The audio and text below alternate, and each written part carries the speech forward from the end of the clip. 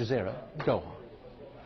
Human Rights Watch has published a report accusing the Ethiopian government of violently suppressing protesters in the Oromia region.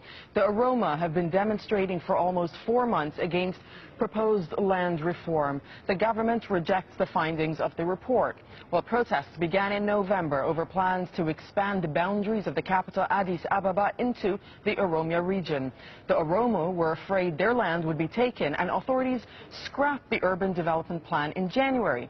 But protests continued, and according to Human Rights Watch, security forces have shot randomly into crowds and tortured detainees. The Oromo are the largest ethnic group in the East African nation, estimated at 27 million people. Let's cross over to New York and speak to Leslie Lefko. She's the Deputy Director of Human Rights Watch African Division. So, Leslie, then you must have taken part in the publication of this report that Human Rights Watch has put out. Now, the Ethiopian government says the situation in Oromia is largely under control, but this is something you don't agree with? That's right. We are hearing almost daily reports of ongoing protests, of ongoing killings and arrests. And also a lot of the people who've been arrested over the last 3 months remain in detention. So the problem is far from solved. It's far from over. And unfortunately, the Ethiopian government continues to, I think, restrict access to many of these areas for independent investigators and journalists. Speaking of restricting access, though, Leslie, then how difficult does that make your job in being able to collect information and really assess the situation in Oromia? It's extremely difficult.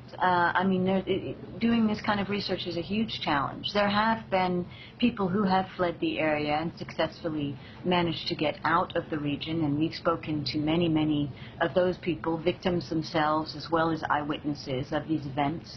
And we are able as well to collect some information from people on the ground. But it remains very challenging, and one of the indicators of that is, of course, the fact that the numbers are very unclear. We know that scores of people have been killed and hundreds, if not thousands, arrested.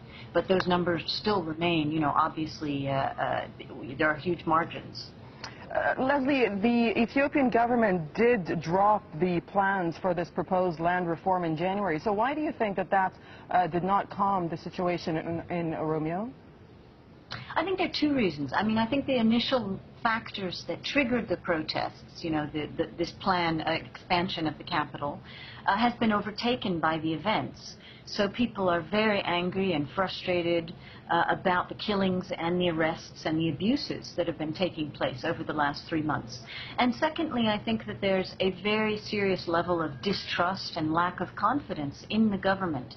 So even though they did withdraw the plan, which is an important concession, we haven't seen other steps. We haven't seen an end to the violence. We haven't seen the release of those hundreds of people who've been detained unlawfully. We haven't seen the release of some of the Oromo political leadership who've been detained and are being prosecuted under the anti-terrorism law. I think all of those kinds of steps would be more important confidence-building measures that the government can take. And how likely is it that these steps are actually taken?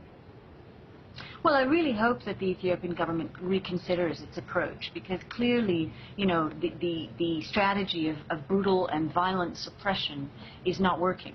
And it's only resulting in, tragic loss of lives and bloodshed. And let's not forget that many of the people who've been shot and arrested are students. Many of them are even children under the age of 18. So this is really a tragedy. And I would sincerely hope that Ethiopia and its partners in the international community would revisit the strategy that is being deployed here. All right, Leslie Lefko, we thank you very much for speaking to us from New York.